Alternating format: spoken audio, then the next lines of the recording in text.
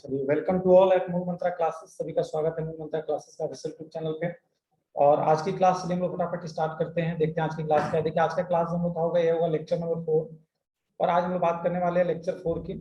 और आज हम लोग के जो क्वेश्चंस होंगे वो होंगे आपके 46 से 60 तक, क्योंकि हम लोग डेली जो 15 क्वेश्चन डिस्कस करते हैं।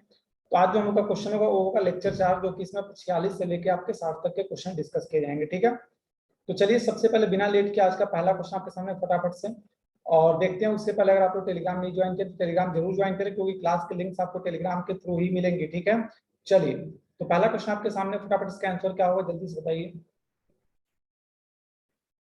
धातुएं विद्युत की सुचालक क्यों होती हैं?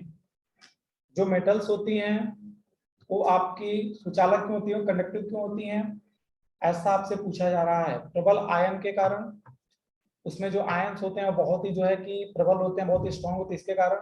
मुक्त इलेक्ट्रॉन कारण मतलब उसमें इलेक्ट्रॉन फ्रीली होते हैं। अपनी इलेक्ट्रॉन खोने की क्षमता, जिसे आपने रिडक्शन कल पढ़ा था।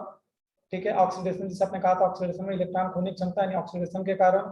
और कमजोर परमाणु बलों के कारण, किसके कारण जो है धातुएं जो होती हैं विद्युत की सुचालक होती हैं? क्या रीजन है?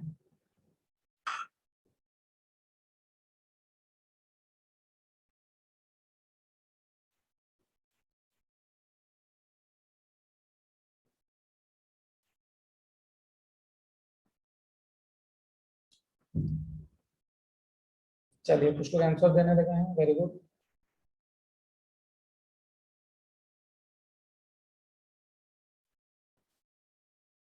चलिए ऑप्शन नंबर बी, मुक्त इलेक्ट्रॉन के कारण। ठीक है, चलिए देख लेते हैं। हमने कहा आपके सामने जो है इसका आंसर क्या हो जाएगा, ये देखते हैं फटाफट से। हमने कहा इसका आंसर हो जाएगा आपके सामने, metals are good conductors of electricity because of free electrons. जैसा कि आपके सामने एक डायग्राम है बनाया गया, डायग्राम आप देख रहे होंगे अभी। डायग्राम आपके सामने बनाया गया और यहाँ पे लिखा भी आपके सामने कि metals conducts electricity as they have delocalized electrons that can flow and carry the currents। मतलब कि इसमें जो इलेक्ट्रॉन्स आपके होते हैं, देखिए जितने इलेक्ट्रॉन है प्लस से इलेक्ट्रॉन को प्रेजेंट करते हैं। हमने कहा इसमें जितने इलेक्ट्रॉन्स आपके सामने यहाँ दिखाए गए हैं, ये सारे इलेक्ट्रॉन देखिए आपके बिल्कुल फ्रीली मूव कर रहे हैं। फ्रीली मूव करने का मतलब देखिए अलग अलग मूव कर रहे हैं। यहाँ एक इलेक्ट्रॉन आपका है, एक इलेक्ट्रॉन यहाँ पे, सब फ्रीली मूव कर सकते हैं, कहीं कोई वो नहीं है, बहुत प्रबल नहीं है। और जब फ्रीली मूव करेंगे तो मान लीजिए सपोज यहाँ से हमने इलेक्ट्रिसिटी ऑन किया, अब यहाँ कोई इलेक्ट्रॉन है तो वो यहाँ से करंट को लेगा, मूव करते करते इस इलेक्ट्रॉन को उसने दे दिया। अब यह मूव करके इसको दे दिया या इसको दे दिया, इसी के थ्रू भी आपकी इलेक्ट्रिसिटी क्या होती रहती है, इसमें फ्लो करती रहती है। तो क्या रीजन है? रीजन आपका था यहाँ पे कि इलेक्ट्रिसिटी क्यों फ्लो करती है मेटल्स में, तो उसका रीजन था फ्री इलेक्ट्रॉन्स। ठीक है, तो जानते रहिए क्योंकि क्वेश्चन आपके एग्जाम में पूछा जा सकता है कि किसके कारण जो है कि यह सुचारू रूप से उसमें कार्य करते हैं। ठीक है, चलिए नेक्स्ट क्वेश्चन आपके सामने। स्फेग्मोमैनोमीटर का उपयोग क्या है? किसके अध्ययन में इसका प्रयोग किया जाता है? स्फेग्मोमैनोमीटर, हृदय गति जिसे आप लोग हार्ट बीट कहते हैं, हार्ट बीट। रक्तचाप जिसे आप लोग ब्लड प्रेशर कहते हैं, जिसे आप लोग बीपी कहते हैं। शरीर का तापमान, टेम्परेचर। और मधुमेह मतलब कि डायबिटीज। ठीक है, जिसे आप लोग शुगर, नॉर्मली शुगर कहते हैं। ठीक है, तो स्फेग्मोमैनोमीटर जो होता है इसका उपयोग किसके अध्ययन में किया जाता है, किसके लिए किया जाता है? फटाफट से इसका आंसर बताइए।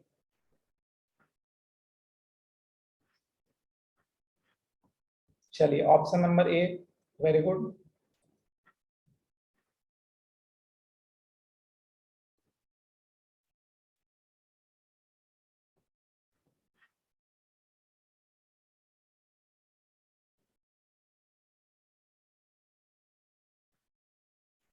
चलिए ऑप्शन है, वेरी गुड। ठीक है, देख लेते हैं। हमने कैसे, इसका आंसर हो जाएगा बीपी। जो स्टेगमोमेनोमीटर होता है किसकी अध्ययन में किया जाता है, तो बीपी। यह एक ऐसा उपकरण है, यह एक ऐसा उपकरण है जो बीपी नापने का काम करता है। आप जानते होंगे बीपी वगैरह नपवाने के लिए, तो जिसका प्रयोग किया जाता है बीपी नापने के लिए ना, वही आपका क्या होता है, उसी को बोलते हैं स्फेग्मोमैनोमीटर। ठीक है, इसको जानते रहिएगा। चलिए फटाफट से अगला क्वेश्चन। हेप्टोलॉजी क्या है? हेप्टोलॉजी क्या है? जैसे हमने आपसे बताया था कि एक एक लॉजी और एक एक कल्चर करके धीरे धीरे हम लोग सारा पढ़ जाएंगे और विथ ट्रिक भी हम लोग पढ़ेंगे। तो आज आपके सामने एक और लॉजी लेके आए हैं कि हेप्टोलॉजी जो है किसका अध्ययन है। हेप्टोलॉजी किसका अध्ययन है? हेप्टोलॉजी किसका अध्ययन है?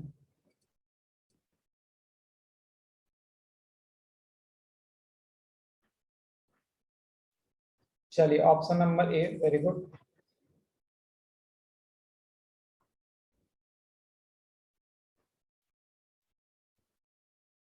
ऑप्शन नंबर ए, ठीक है, ऑप्शन ए आंसर दे रहे हैं, ठीक है। चलिए देख लेते हैं भाई, लेकिन हमें ऐसा लग रहा है कि आपका जो आंसर आ रहा है वो आंसर थोड़ा सा गलत है।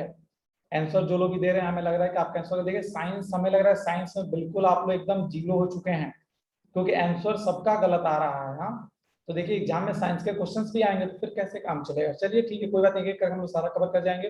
देखिए हेप्टोलॉजी जो है लीवर का अध्ययन होता है। यहाँ पे साफ साफ देखिए लिखा है कि journal of the American association of the study of liver disease, ठीक है।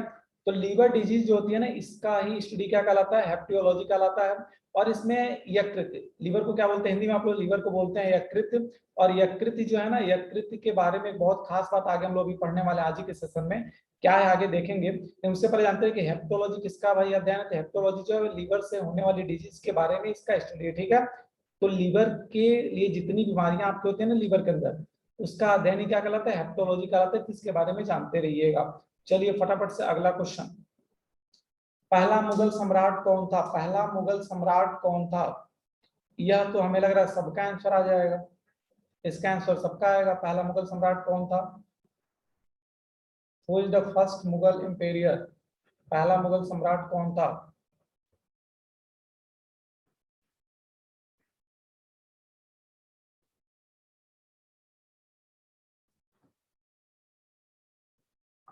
चलिए आंसर आने शुरू हो चुके हैं, option number A, option number B, अभी भी ऑप्शन ए ऑप्शन बी अलग अलग आंसर दे रहे हैं कुछ लोग,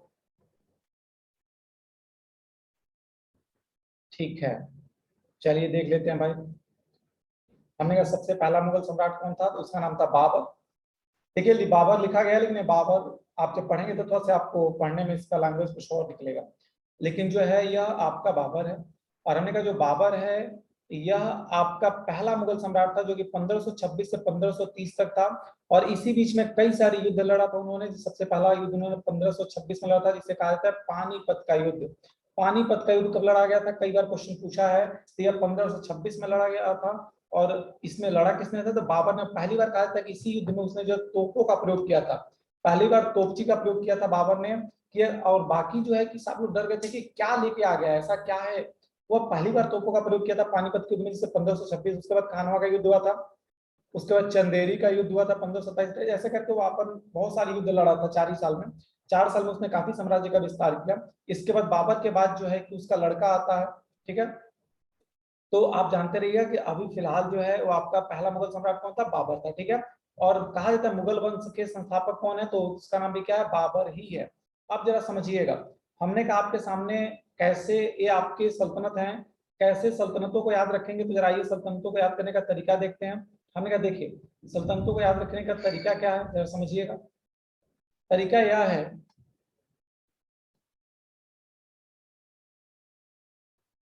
कि गुलाम गुलाब खिले तो सांस चले, गुलाब खिले तो सांस चले, इसे याद रखिएगा। आपको दिल्ली की सारी सल्तनतों का सीक्वेंस याद रहेगा, क्योंकि आपके सामने सीक्वेंस ही एग्जाम में पूछा भी जाता है। तो सीक्वेंस कैसे याद रहेगा, तो उसके लिए आपको याद रखना होगा कि गुलाब खिले तो सांस चले, ठीक है। अभी क्या है गुलाब और क्या है सांस, जरा ये समझ लेते हैं। हमने कहा देखिए गु का मतलब यहाँ पे क्या है, गु का मतलब यहाँ पे आपके है गुलाम वंश से। इसका मतलब क्या है, गुलाम वंश। सबसे पहले गुलाम वंश आया था, उसका संस्थापक कौन था, कुतुबुद्दीन ऐबक था। फिर से आपके क्या आया, चलिए हाँ, सबसे पहले कौन आया था, गुलाम वंश आए थे। उसके बाद क्या आया था, गुलाब खिले। खिले मतलब क्या है, खिलजी, ठीक है। तो मतलब क्या है, तुगलक। और सांस मतलब क्या है, सैयद। अचले मतलब क्या है सर, हाँ इसमें थोड़ा सा सीक्वेंस कुछ हमें लग रहा है कि थोड़ा सीक्वेंस कुछ इसका गड़बड़ हो रहा है, सीक्वेंस कुछ गड़बड़ हो रहा है इसका। अच्छा हाँ, यहाँ पे आपका बीच में एक लोधी वंश छूट रहा है, क्या छूट रहा है, लोधी वंश, ठीक है। गुलाम वंश, फिर से लोधी वंश, खिलजी वंश, सैयद वंश, और क्या है, तुगलक वंश। तो इसे याद रखिएगा कि ये आपके टोटल टोटल क्या है, एक सीक्वेंस है जो कि दिल्ली सल्तनत पे राज किया गया था। गुलाम वंश का संस्थापक कौन था, तो कुतुबुद्दीन ऐबक था। लोधी वंश का कौन था? तो बहलोल लोधी था। खिलजी का कौन था? तो अलाउद्दीन खिलजी से आप लोग बोलते हैं ना, जलालुद्दीन खिलजी थे, लेकिन उनके जस्ट पिता उत्तराधिकारी में कौन बैठ गया था? ये आपका अलाउद्दीन खिलजी। लेकिन उसके अगर संस्थापक पूछेंगे खिलजी वंश के तो क्या बताएंगे? जलालुद्दीन खिलजी बताया जाएगा। और तुगलक वंश का कौन था? मोहम्मद बिन तुगलक। और सैयद वंश का कौन था?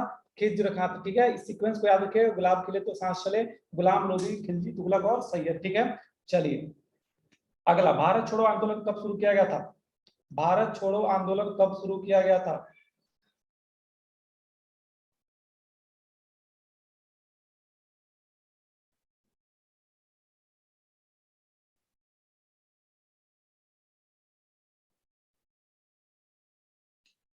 चलिए,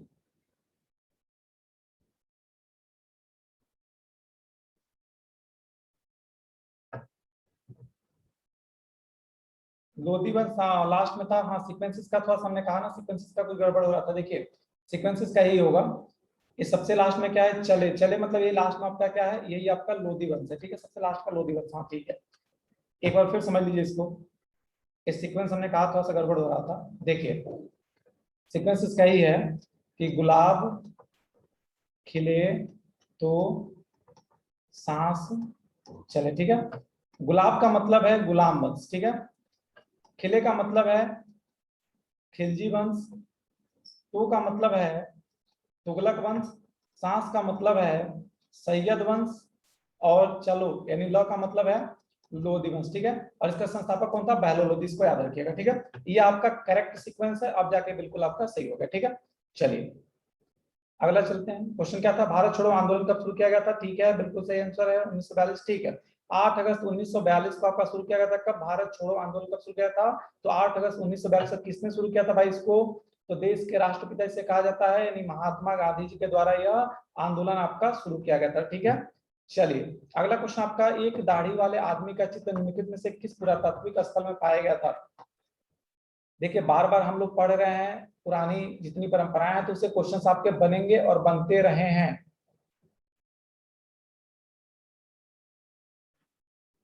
चलिए बताइए, एक दाढ़ी वाले आदमी का चित्र निम्नलिखित में से किस पुरातात्विक स्थल में पाया गया था?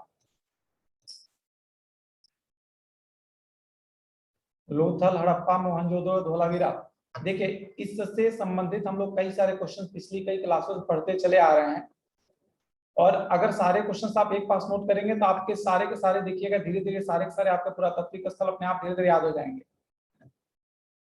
चलिए आंसर आ रहे हैं। ऑप्शन नंबर बी कुछ लोग कह रहे हैं, ठीक है देख लेते हैं। ऑप्शन डी भी कुछ कह रहे हैं, फिर भी आपका आंसर गलत है, सरासर गलत है। आंसर आपका होगा मोहनजोदड़ो। देखिए यही है वह इंसान जिसका तस्वीर पाया गया था। ठीक है, देखिए जरा, तो यह अभी की बहुत सारी तस्वीरें आप गूगल पे पाएंगे। जब गूगल आप खोलेंगे तो आपको वहाँ पे बहुत सारी तस्वीरें आपको मिलेंगी। फिलहाल एक तस्वीर वहां से हमने उठाया, देखिए यह जो दाढ़ी का शेप है ना, यह दाढ़ी वाली शेप वाली पहली आकृति मिली थी, पहली मूर्ति मिली थी कब? यह मिला था आपके मोहनजोदड़ो सभ्यता में। कब मिला था?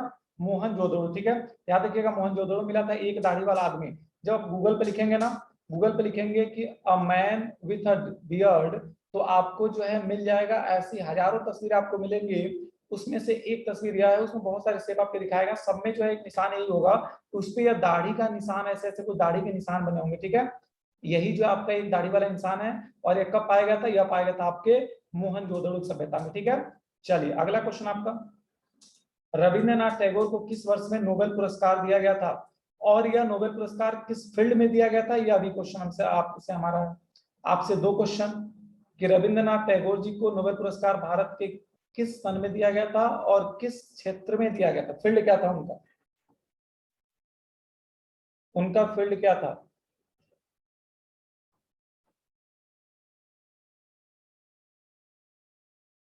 रविंद्रनाथ टैगोर को किस वर्ष में नोबेल प्राइज दिया गया था और उनका फील्ड क्या था?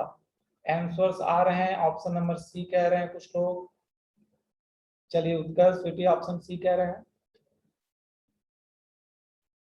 हमें ऐसा लग रहा है कि आपका आंसर आज आप लोग कसम खा लिए कि सर आज ये कभी सही नहीं बताएंगे। कुछ लोग सही भी आंसर कर रहे हैं, ठीक है वेरी गुड। देखिए आंसर हो जाएगा 1913 फॉर लिटरेचर। मतलब इनको जो है कि साहित्य के क्षेत्र में दिया गया था। कहाँ दिया गया था? इनको दिया गया था साहित्य के क्षेत्र में, इनको नोबेल प्राइज दिया गया था। तो इतना गलती कैसे हो सकता है? हाँ, सरासर गलत कर रहे हैं। चलिए ठीक है, 1913 याद रखिएगा। 1913 में जो है कि रविन्द्रनाथ टैगोर जी को दिया गया था, और यह किस फील्ड में दिया गया था? तो यह दिया गया था आपके साहित्य के। याद रखिए, इनको देने के पीछे क्या रीजन है, जब अभी हम लोग आगे पढ़ेंगे तो आगे हम लोग चर्चा करेंगे कि क्यों ऐसा आपके सामने कहा जा रहा है, ठीक है। क्योंकि नोबेल प्राइज हम लोग पूरा पूरा नोबेल प्राइज कवर किया जाएगा। अभी आपके 2019-20 का जो भी एक को मिला, जो भी अमृत सेन जो भी है, तो हमने कहा सर जिनको नोबेल प्राइज मिलता है यह बहुत ज्यादा इंपॉर्टेंट हो जाता है, क्योंकि नोबेल प्राइज एक ऐसी प्राइज है जो विश्व स्तर पे सबसे बड़ी प्राइज कही जाती है। तो यह अगर कोई आपके देश का व्यक्ति पाता है 2-4-10 सालों में तो कोई पाता है, तो वह आपके लिए बहुत जरूरी हो जाता है। जैसे कि आप सोचिए, अगर कोई एक अगर किसी गेम में टेनिस में अगर कोई टॉप पे आता है, कोई मेंस हो, कोई अगर फीमेल आती है, तो वह जो है आपका करंट का क्वेश्चन बनता है और बार बार पूछा जाता है। तो यह तो आपके 10 वर्षों में एक बार आने वाली प्राइज है, तो फिर यह तो आपको याद ही रखना है। याद रखिएगा, रविन्द्रनाथ टैगोर को दिया गया था 1913 में फॉर लिटरेचर, ठीक है।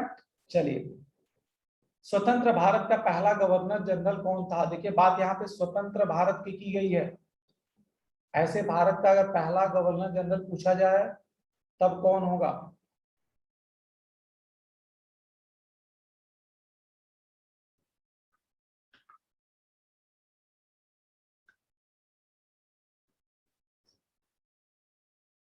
स्वतंत्र भारत का पहला गवर्नर जनरल, चलिए option number C, very good. अच्छा, कुछ लोग गूगल लेके बैठे हैं क्या? फटाफट गूगल कर रहे हैं। नकल नहीं करना है भाई, नकल करना मना है। जो नकल करेगा उसका अकल चला जाएगा, नकल नहीं करना है।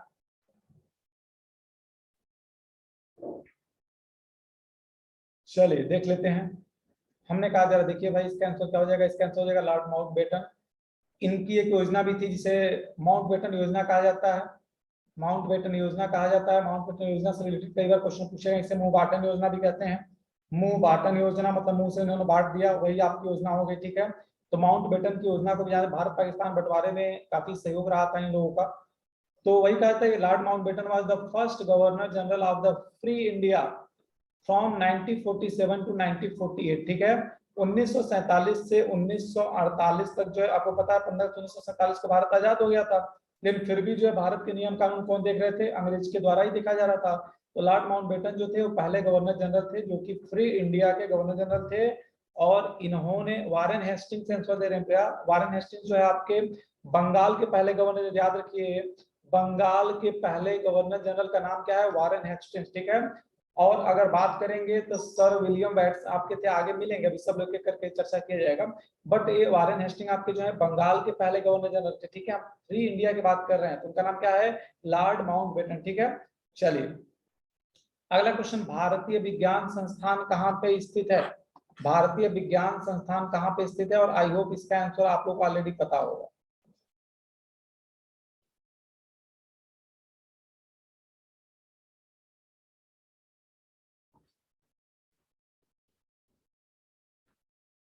चलिए आंसर आ रहे हैं, very good. Option number A, option number ए ठीक है। चलिए बिना टाइम नुकसान के फटाफट आंसर देखते हैं। बिल्कुल ऑप्शन मेरे आपका सही है। भारतीय विज्ञान संस्थान कहाँ पे स्थित है? बेंगलुरु में स्थित है। और बेंगलुरु जो है किसकी राजधानी है? बेंगलुरु किसकी राजधानी है? जरा हमें आंसर बताइए, बेंगलुरु किसकी राजधानी है? चलिए, कागज का आविष्कार सबसे पहले किस देश में हुआ था? कागज का आविष्कार सबसे पहले किस देश में हुआ था? सबसे पहले कौन सा देश है जिसने कागज का आविष्कार किया था? चलिए आपको एक हिंट दे देते हैं कि कागज का आविष्कार करने वाला वह देश सबसे पहला है जिस देश में आज की डेट में सबसे अधिक जनसंख्या है। अब तो आंसर आ ही जाएगा, अब तो फटाफट आंसर दे देंगे। हाँ, अब तो आंसर फटाफट आ जाएगा आपका, आंसर आने भी लगे आपके। चलिए ठीक है, वेरी गुड, देख लेते हैं। हमने कहा बिल्कुल चाइना जो है, चाइना जो है, चाइना आपका ये पहला देश है। चाइना आपका पहला देश है जो कि पेपर का खोज किया था, और वो भी कब? 100 BC, 100 BC बाई स्यू टुंग, ठीक है। इन्हें जब आप पढ़ेंगे तो इन लोग का नाम थोड़ा सा चिंग जुंग पोंग, इनका नाम ही अलग होता है। ये आपके सामने लिखा है तिस्यू, तिसुई ऐसे करके इनका कुछ नाम लिखा है, तिसुई लूम, ठीक है। तो ईसाई लून जो है ना, तसई जो लून है, इन्होंने पहली बार खोजा था कब? 100 बीसी पूर्व, ठीक है। तो 100 बीसी का मतलब है बिफोर क्राइसिस, मतलब अभी आपका कैलेंडर नहीं बना था। जैसे जब पढ़ाते तो हम बताते हैं कि कैलेंडर में आपके कैलेंडर बनाने वाले प्रोफ डेगी साहब ने जब कैलेंडर बनाया तो उसकी पहली तिथि क्या थी? 01/01/001 उसका पहला दिन था। तो इसके बाद अगर चलेंगे इस तिथि के अगर आगे चलेंगे तो बोलते हैं एडी, आफ्टर डेनोमिनी। जैसे 1919 एडी है, 1919 ईस्वी, इसे ईस्वी बोलते हैं हिंदी में, ईस्वी, ठीक है। और अगर इससे पहले चलेंगे, जिसे पहले चलेंगे तो 100 बीसी बोलेंगे, बिफोर क्राइसिस बोलेंगे, बिफोर मतलब पहले, और इसे हिंदी में बोलते हैं ईसा पूर्व। क्या बोलते हैं? इसे बोलते हैं ईसा पूर्व, ठीक है। तो यहाँ पे 100 बीसी मतलब कैलेंडर से पहले आज की जो तिथियां चले ना, अभी फिलहाल क्या तिथि आज है? आज है 25 मई 2021। तो आज से समझिए कि 25 मई तो छोड़िए, आज से 2021 वर्ष पहले के 100 वर्ष पहले की बात है जब चाइना ने पेपर की खोज कर दिया था, ठीक है। चलिए अगला क्वेश्चन आपके सामने, आरबीआई के गवर्नर कौन है? आरबीआई के गवर्नर कौन है? अभी करंट टाइम का क्वेश्चन आपसे पूछा, आरबीआई गवर्नर कौन है और यह कितने नंबर के गवर्नर है? भाई कितने नंबर के गवर्नर हैं? इसका आंसर तो इतनी स्पीड में सभी लोग दे रहे हैं कि मतलब मजा आ गया एकदम आंसर देख के।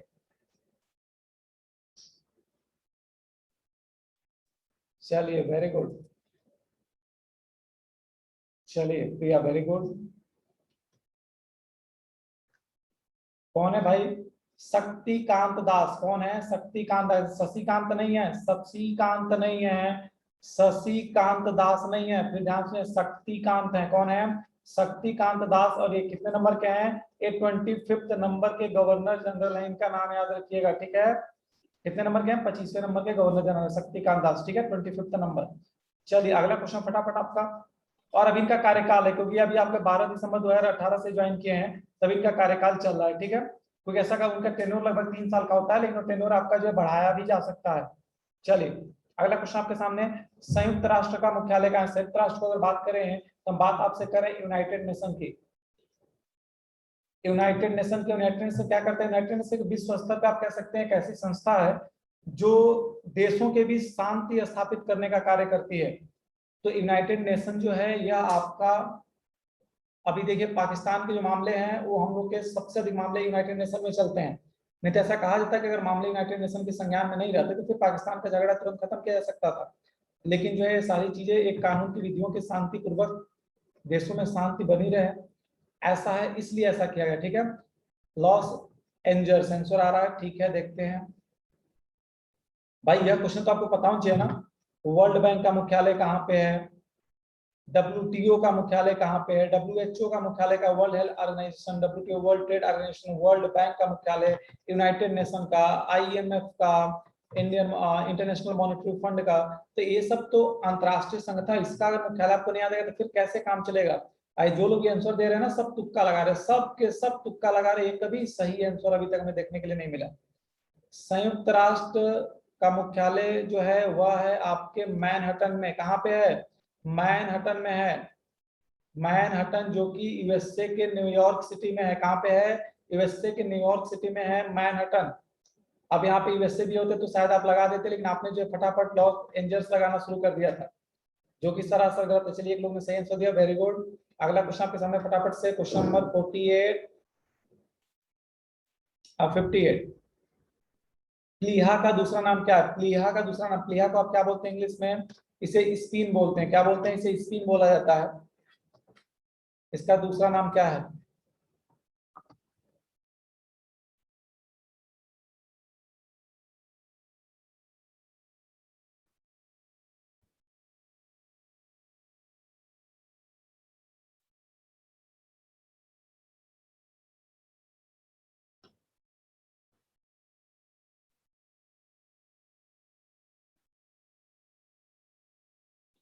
प्लीहा का दूसरा नाम क्या है? चलिए कोई बात नहीं प्रिया। चलिए लेकिन आप लोग इंटरनेशनल ऑर्गेनाइजेशन के बारे में पूछे, खैर हम आपको पढ़ाएंगे, इंटरनेशनल ऑर्गेनाइजेशन सब कुछ आपको पढ़ाएंगे। चलिए प्लीहा आप जानते हो प्लीहा क्या होता है? चलिए आपको बताते हैं। प्लीहा को हमने कहा ना स्कीम बोला जाता है इंग्लिश में। और प्लीहा क्या होता है आइए देख लेते हैं। देखिए समझिए पहले, देखिए जब इंसान का जो ये हार्ट होता है ना, जो इंसान का हार्ट होता है, इस हार्ट के अंदर का एक पोर्शन होता है छोटा सा, इसे प्लिया बोला जाता है। जब आप लोग नॉर्मली जो चिकन वगैरह खाते हैं, वो लोग जब कलेजी, जिसे कलेजी कहा जाता है ना, जब आप कलेजी लाते हो तो कलेजी में छोटा सा ऐसे पोर्शन बना होता है, ऐसे पर्सन एक रहता है, इसमें से कुछ नसें निकली होती हैं, ऐसा कुछ होता है। ये एक अंडा जैसे आकार में होता है। ये तो आपका मान लीजिए कुछ ऐसा कलेजी का फेफड़ा होता है, ठीक है। इसी में होता है जो कि कुछ आपका एक अंडाकार आकार में कुछ एक आकृति ऐसी होती है बनी हुई। यह जो आपकी आकृति होती है ना, वही आकृति है। ऐसे स्प्लीन बोला जाता है। इसी के अंदर जो आपकी veins, artery, white pulp, red pulp और कैप्सूल सब कुछ इसी के अंदर होता है। क्या काम है इसका, आइए एक बार ध्यान से पढ़ा जाए। देखिए, यह पुराने लाल रक्त कोशिकाओं को हटा देती है। मतलब जितनी हमारी रेड ब्लड आरबीसी जो हमारी हैं, जितनी पुरानी आरबीसी है जो काम करना बंद कर चुकी हैं, उनको ये रिप्लेस कर देती है। उनको क्या करती है, उनको ये रिप्लेस करती है, पुराने आरबीसी को रिप्लेस करती है और रक्त का भंडारा रखता है। और इसमें क्या होता है, इसमें रक्त को रखा जाता है। देखोगे जब कलेजी वगैरह जब उस पोर्शन को जब हटाया जाता है तो उसमें काफी रक्त जो है इकट्ठा रहता है। तो हमने कहा सर क्या होता है, इसमें रक्त का भंडारण होता है, जो रक्त स्राव आघात के मामले में मूल्यवान हो सकता है। मतलब अगर कहीं किसी को चोट लग जाए, कहीं ब्लड का सर्कुलेशन बहुत तेजी से होने लगे, तो उस कंडीशन में क्या करता है, आपकी बहुत ज्यादा मदद करता है। और साथ ही आयरन को भी दोहरा सकता है। दोहराने का मतलब यहाँ पे है रीजनरेट करना। इसका मतलब क्या है, इसका मतलब यहाँ पे है रीजनरेट करना। मतलब वो उसे क्या कर सकता है, उसे रीजनरेट करने का काम भी आयरन को कर सकता है, ठीक है। जब शरीर में आयरन की कमी हो जाती है तो उस कंडीशन में जो आपका स्प्लीन होता है, प्लिया होता है, वह आपको आयरन देने की काम करता है। मतलब ये आयरन आपके अंदर रीजनरेट करने का कार्य करता है, ठीक है। चलिए अगला क्वेश्चन आपका, इनमें से कौन सा अंग बढ़ सकता है और पुनः उत्पन्न हो सकता है। आपके शरीर का वो कौन सा ऐसा अहम अंग है जो कि बढ़ भी सकता है, साइज जिसकी बड़ी भी हो सकती है, छोटी भी हो सकती है, और वह जो है आपके अंदर रीजनरेट होने का काम भी कर सकता है। यह क्वेश्चन बैंकिंग मेंस में पूछा जा चुका है। यह क्वेश्चन आपके बैंकिंग मेंस में पूछा चुका है। वहां पे लैंग्वेज कुछ और था, लेकिन सेम आपका यही क्वेश्चन पूछा गया था और इसका आंसर भी सेम आपका था। देखिए अगर इंग्लिश की बात करेंगे, आप यकृत को आप क्या बोलते हैं, यकृत को आप लीवर बोलते हैं। किडनी मतलब आप हिंदी में अगर बात करते हैं इसे गुर्दा बोलते हैं। फेफड़ा तो आपका फेफड़ा है, ठीक है। हार्ट जिसे आप बोलते हैं। चलिए बताइए छोटी आप, स्मॉल इंस्टेटाइन, स्मॉल इंस्टेटाइन्स, ठीक है। फटाफट बताइए इसका आंसर क्या हो जाएगा।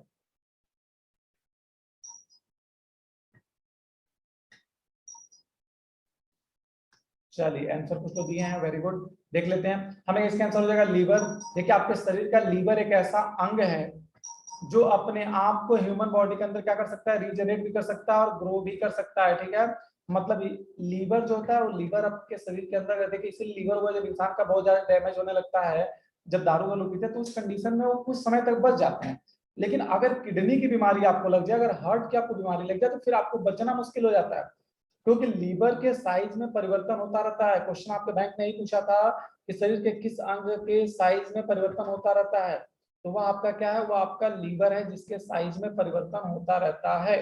वो बढ़ घट सकता है, ठीक है, अपने आप को रीजनरेट भी कर सकता है। तो याद रखिएगा लीवर काफी इंपॉर्टेंट चीज है आपके लिए, यकृत जिसे आप कहते हैं। लास्ट क्वेश्चन आज के सेशन का, निम्नलिखित में से कौन सा एंटीबॉडी प्राथमिक प्रतिरक्षा प्रतिक्रिया देता है। मतलब अगर आपके शरीर के अंदर कोई भी वायरस हमला हो, जैसे कोविड का ही अगर आपके शरीर के अंदर हमला हो जाए, तो सबसे पहले कौन सा इसमें से आपकी जो सब एंटीबॉडीज लिखी हुई हैं, आईजीजी, ह्यूमन ग्लोबिन जी ई बोलते हैं, आईजीएम, आईजीए, आईजी, तो यह जो आपके हैं ह्यूमन ग्लोबिन जो आपके हैं, यह क्या है और इसका कौन सा सबसे पहले एंटीबॉडी क्रिएट करता है। सबसे पहले इम्यूनिटी में आपका साथ कौन सा देता है, कौन सी एंटीबॉडी देती है। अभी तो कोविड माहौल में हमें जानना बहुत जरूरी है भाई कि हमारे शरीर में कौन प्रतिरक्षा प्रणाली जो सबसे पहले सक्रिय होती है। चलिए आंसर देख लेते हैं फटाफट इसका। इसका आंसर हो जाएगा आईजीएम। इंग्लिश की बात करें तो इसका फुल फॉर्म होता है इम्यूनोग्लोबिन ई, ठीक है। ठीक है, आईजीएम का मतलब होता है आईजीएम, जो कि सबसे पहले अगर आपके अंदर कोई भी वायरस आता है तो सबसे पहले जो है आईजीएम ही आपके अंदर एंटीबॉडी क्रिएट करने का काम करता है। अगर आईजीएम जब एंटीबॉडी क्रिएट कर लेता है उसके बाद जो है आईजीजी क्रिएट करता है, इसे आप लोग ह्यूमन ग्लोबिन जी बोलते हैं। आईजीएम क्या है, ह्यूमन ग्लोबिन ई है, और या ह्यूमन ग्लोबिन क्या है, जी है, ठीक है। इसके बारे में जानते रहिएगा। जब आपके सामने आईजीएम के द्वारा सक्रियता मतलब वायरस और ज्यादा हावी होने लगे, जब देखे कि आरबीसी नहीं रोक पा रही है, तब उस कंडीशन में आईजीजी जो है एंटीबॉडी क्रिएट करना शुरू करता है। तो आईजीजी पहले, सबसे पहले क्या था आईजीएम, मतलब अगर आपके अंदर नॉर्मली कोई वायरस है तो उस कंडीशन में आपके अंदर अगर आईजीएम की कैपेसिटी अच्छी है तो ये आपके अंदर एंटीबॉडी उसी को पहले वायरस वहीं पे मार के खत्म कर देगा, ठीक है।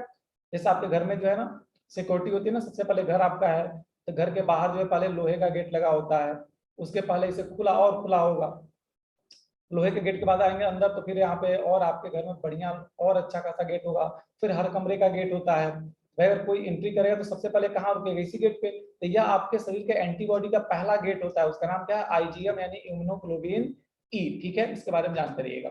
चलिए फिर मिलते हैं अगली क्लास में, तब तक के लिए थैंक यू सो मच। आज के सेशन का यह आपका लेक्चर नंबर 4 था। एक क्लासेज आपकी यूट्यूब पे भी आपको मिल रही है, सुबह 11 बजे आज से शुरू हो चुका है और लगातार आपको मिलता रहेगा। जब तक 1500 क्वेश्चन हम लोग पूरा नहीं कर लेते तब तक जो हम लोग सांस लेने का काम नहीं करेंगे। सांस ना लेने का मतलब है कि सांस भी लेंगे और साथ में पढ़ाई भी करेंगे। ऐसा ना सोचिए कि अब सांस ही रोक देंगे पढ़ाई के लिए, ऐसा नहीं होगा। मतलब कि हम लोग पूरा 1500 क्वेश्चन करने वाले हैं, 100 लेक्चर्स होंगे आपके और बीच में कोशिश करेंगे और अधिक क्वेश्चन अटेंड करने के। फिलहाल आपका सेशन थोड़ा छोटा छोटा हो रहा है बट कोई दिक्कत नहीं। तो यूट्यूब वाली क्लासेस को भी आप देखें अगर क्लास यहाँ आप नहीं देख पाते हैं तो, और साथ ही में जो है कि यूट्यूब की क्लास को थोड़ा सा शेयर वगैरह भी करते रहते